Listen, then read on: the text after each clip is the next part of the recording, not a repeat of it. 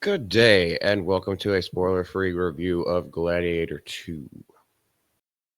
Whoa! So, really, what is there to say that doesn't spoil the movie? Well, the movie was spoiled back in the year 2000.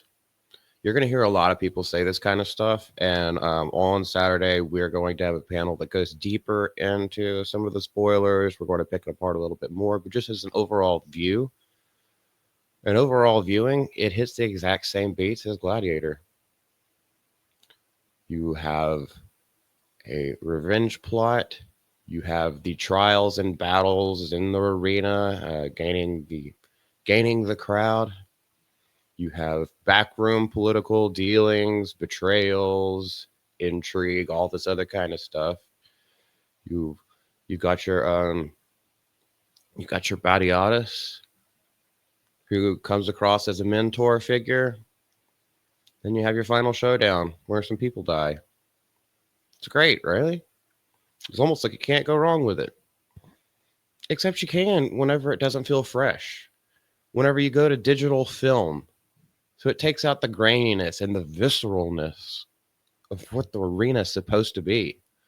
When you use these CGI things that just, and you spend so much time on them, you could tell they're out of place. When the fight choreography doesn't make a whole lot of sense. Now, it's interesting. I know a lot of people will say that they like the fights here better than they did in original Gladiator. I would highly disagree with it. Just because people move a little bit faster doesn't mean that the fights hold more weight or are better choreographed. At least the lightsaber fights way back in the original trilogy, like they told a story. And the prequels were just freaking awesome.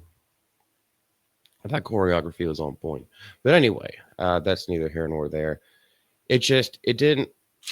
Okay, I will say a good thing about it. I will. The runtime is 2.5 hours. I only felt it once. For the most part, I thought the pacing was pretty good. I was entertained throughout most of it. It definitely wasn't boring to me, but there was one point, and it was right around the midway mark too, where I was just like, "Can we get to it? Can we get to what we already know is going to happen?" Because everything's telegraphed from a mile away too. It's not like it's not like there's really any twist.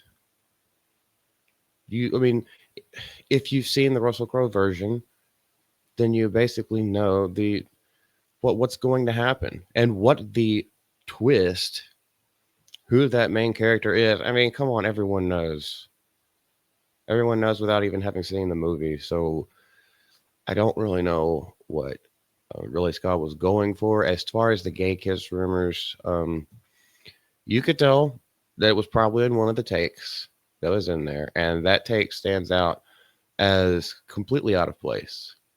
That little scene, it's only about a minute and a half, 2 minutes long, but that whole scene feels completely out of place for the rest of the movie. Denzel, his acting, oh my goodness. I want to say he's the worst part of this movie. His acting just completely takes you out. If you want to dive fully into if you want to dive back into the Roman times, an era where they're speaking Latin, which is now a dead language, but they're all speaking Latin, and then he comes over with his with his Compton swagger.